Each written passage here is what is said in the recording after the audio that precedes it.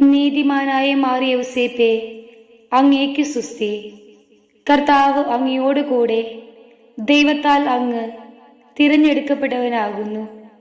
അങ്ങേ വളർത്തുകുമാരനായ ഈശോ വാഴ്ത്തപ്പെട്ടവനാകുന്നു.